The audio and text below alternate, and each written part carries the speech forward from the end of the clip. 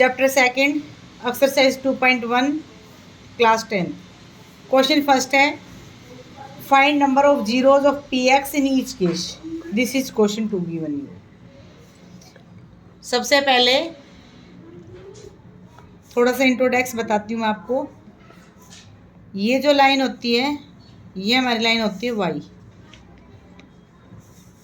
और ये वाली लाइन जो होती है इसको बोलते हैं एक्स। बिकॉज एक्स आपका देखो ऐसे बनता है, यूं करके यूं एक्स बनता है, यूं ऐसे एक्स बनता है। तो जो सीधी लाइन बनाता है दिस इज एक्स लाइन। इसको आप एक्स एक्सिस भी बोल देते हैं, एक्स लाइन। इस एक्स लाइन को, जो आपकी एक्स लाइन है, इस एक्स लाइन को आप हॉरिजॉन्टल लाइन भी कहते हैं। जैसे ये पेन आपका ऐसे रखा है, ये हॉरिजॉन्टल पोजीशन है। अगर ये ऐसे खड़ा है, ऐसे है, तो ये वर्टिकल पोजीशन होती है। वर्टिकल होता है सीधा, हॉरिजॉन्टल होता है ऐसे। ये वाई आपका ऐसे वाई बनता है, देखो ऐसे।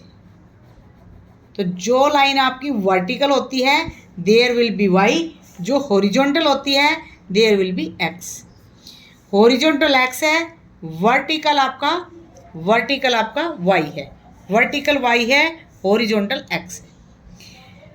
ये आपका जहां पर एक दूसरे को क्रॉस करती हैं दैट इज कॉल्ड ओरिजिन। इसको हम ओरिजिन बोलते हैं। ओ नाम रख देते हैं origin, ORIZEN, origin, GN, origin.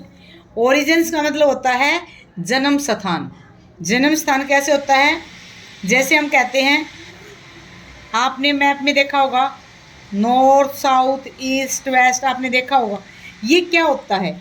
आप एक पॉइंट से चलना स्टार्ट करते हैं। जैसे ये आपका एक पॉइंट है, यहाँ से आप ईस्ट की तरफ गए, आप यहाँ से ईस्ट गए, यहाँ से आप वेस्ट की तरफ गए हैं, यहाँ से ऊपर आप नॉर्थ की तरफ गए हैं, और यहाँ से आप नीचे साउथ की तरफ गए। इसी एक डायरेक्शन से आप चारों दिशाओं में गए हैं। This is called origin point. इसको ओरिजिन पॉइंट कहते हैं, इसको जन्म स्थान बोलते हैं। यहाँ तक आपको आई होप समझ में आ गया। रोक के अब ये आपने क्लास 9th क्लास में चैप्टर 3 में आपने देखा था। इसको आप कहते हैं first quadrant, second quadrant, third quadrant, fourth quadrant. ये आपका एंटी क्लॉकवाइज होता है। एंटी क्लॉकवाइज का मतलब क्या होता है?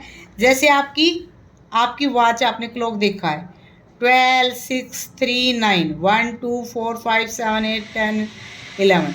This is clock. पहले यहाँ पे जैसे 12 बज गए आपके, फिर यहाँ से 12 से 1 गया, फिर 2 गया, फिर 3, ऐसे आपकी क्लॉक ऐसे चलती है। लेकिन ये कैसे चले? आपके एंटी क्लॉक यहाँ से स्टार्ट हुए हैं, ऐसे एंटी क्लॉक चले हैं। पहले 1, फिर 2 पे गए, यहाँ पे 2 है, फिर यहाँ पे 3 है। इसको एंटी क्लॉकवाइज बोलते हैं। ऐसे आपकी क्लॉकवाइज होती है, ये आपकी क्लॉकवाइज होती है। अब आपका पूरा जो क्लॉक होता है उसके अंदर आपका 360 का एंगल बनता है। क्यों बनता है ऐसे? जैसे देखो, इसके अंदर आपकी 2D होती हैं। जैसे यहाँ से आपने देखा होगा, कोई भी डी आप बनाते हैं, आपने देखा यहाँ 0 से स्टार्ट, 10, 20, 30, 40, यहाँ पे 90 डिग्री का एंगल आपने देखा होगा। यहाँ पे 100, यहाँ पे 180 का एंगल यहाँ पे होगा। ऐसे डी होते हैं, ऐसे एंगल बनाते हो आप। जिससे एंगल बनाते हो ये 180 होता है। अगर 180 ऊपर की तरफ है तो इसका अगर डबल करेंगे तो यहाँ पे 180, इधर भी नीचे भी 180 की डी बन जाती है ऐसे। तो 180 + 180 पूरे सर्कल में, पूरा जो सर्कल होता है वो 360 डिग्री का होता है। तो उसमें 360 डिग्री होती है। 11th 12th में इसको 2 पाई के नाम से जाना जाता है। 360 डिग्री के अब हम 4 पार्ट करते हैं, इक्वल पार्टों में इसको डिवाइड करते हैं। जब इक्वल पार्टों में हमें 2 लाइनों के द्वारा एक्स और वाई के द्वारा इसको इंटरसेक्ट किया है, तो यहाँ पे आपका quadrant first, quadrant second, quadrant third, quadrant fourth, 4 equal part हो गए।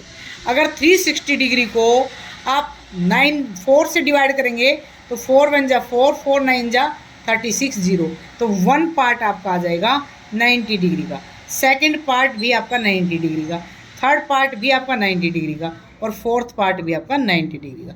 90 डिग्री है इसलिए आपको फर्स्ट क्वाड्रेंट का नाम दिया गया है।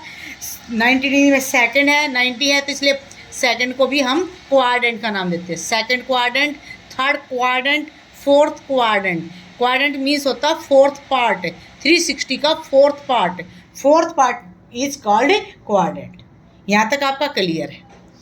अब आपका क्वेश्चन आता है, सपोज करो ये मैंने आपका यहाँ पे ग्राफ बनाना स्टार्ट किया, ये वाई आपका, एक्स एक्सिस आपका, ओरिजिन आपका, यहाँ पे जो आपका राइट साइड होता है जिसमें मोस्टली बच्चे पेन रखते हैं, यहाँ पर आपके पॉजिटिव मार्क्स विल बी +1 +2 +3 +4 +5। ये आपका नेगेटिव नंबर होता है, इसके अपोजिट लेफ्ट हैंड की तरफ आपका नेगेटिव मार्क्स आते हैं। अब ऊपर की तरफ आपका पॉजिटिव होता है, +1 +2 +3 +4, यहाँ पे +4 +5। नीचे की तरफ आपका यहाँ पे -1 -2 -3 -4, नीचे की तरफ आपका नेगेटिव जाता है। अब कोई पॉइंट आपको ऐसे आपको मिल गए जैसे 2, -5, this is given to you. First number पे हमारे पास x होता है, सेकंड y। अगर हम अल्फ़ाबेटिकली भी देखें ABCDFGHIJKLMNOPQRSTUVWXYZ, तो x पहले आता है, y बाद में आता है। तो x पहले आएगा, y बाद में आएगा। तो x का यहाँ पे 2, जिसके आगे कोई साइन नहीं होता वहाँ पे प्लस होता है। तो x की लाइन के ऊपर, x एक्सिस के ऊपर हम प्लस का 2 देखेंगे, कहाँ पे, ये रहा। फिर देखते हैं हम y की लाइन पे -5, y की लाइन पे -5 आपका ये रहा, यहाँ पे है। अब दोनों ही, ये इधर है, ये इधर है, तो ये वाला पोर्शन आपका सीधा, इसको सीधा टिक टिक करके लेके आएंगे, इसको सीधा, जहाँ ये मिलेंगे वो पॉइंट सपोज करो आपका बी पॉइंट है, तो इनको बोलते हैं कोऑर्डिनेट। ये आपके आते हैं कोऑर्डिनेट। लग रहा है कि आपको समझ में आ रहा है। अब हमारे पास क्वेश्चन फर्स्ट स्टार्ट होता है। हमने इसके अंदर आपको एक्स एक्सिस और वाई एक्सिस के ऊपर एक लाइन ड्रा कर रखी है, वाई के ऊपर, ये देखो। अब इन्होंने पूछा find the number of zeros of P x. यहाँ पे देखो ब्रैकेट के अंदर यहाँ पे एक्स दिखाई दे रहा है, तो ये बताना कि इस एक्स वाली लाइन को, एक्स एक्सिस वाली लाइन को, ये जो लाइन खींच रखी है यहाँ पे ड्रा कर रखी है जो अलग से, इस लाइन ने इसको कितनी बार कट कराया है, 0 बार। तो आपका आंसर क्या आ जाएगा, 0 बार। सपोज करो सेकेंड लाइन में ऐसे करके यहाँ पे ऐसे ड्रा कर देती हूँ, इस लाइन ने इस एक्सेस को, इस एक्स को कितनी बार ड्रा किया है, 1 2, इसको 2 बार ड्रा किया है। सपोज करो मैंने इसको यहाँ से एक बार ऐसे लाइन ड्रा कर दिया, तो इसको 1 टाइम, इसका आंसर 1 आ जाएगा। सपोज करो मैं यहाँ पे इसको देखो ऐसे ऐसे ऐसे, तो 1 2 3 4, तो आपका आंसर 4 आ जाएगा। अगर आपका ये, तो आपका बुक के अकॉर्डिंग क्वेश्चन है, इसके ऑल पार्ट्स में ऐसे ही है। आई होप, मेरे को लग रहा है कि आपको समझ में आ गया है। अगर यहाँ पे आपका क्वेश्चन चेंज होकर आता है, यहाँ पे पी एक्स की जगह अगर आपको वाई नज़र आए, तो ये वाई वाली लाइन को पूछेगा। ये आपने पेपर में याद रखना। बुक में आपको ये दिया है, लेकिन क्वेश्चन कई बार ये दे देते हैं कि वाई के ऊपर बताओ कितनी बार इसको कैंसिल किया। वाई को 1 टाइम कर रखा है इस वाली लाइन ने, तो 1 आंसर आ जाएगा। वाई को यहाँ पर भी 1 टाइम कर रखा है, तो आंसर। इसने वाई को टच ही नहीं कर रखा, तो 0 आंसर आएगा। और इसने भी वाई को 1 टाइम कर, तो 1 आ जाएगा। तो आपको ये ध्यान रखना है कि जीरोज ऑफ पी एक्स बताने हैं या जीरोज ऑफ पी वाई बताने हैं, ये याद रखना। 1 मार्क्स का क्वेश्चन आता है, तो थोड़ा सा इस पर ध्यान करना।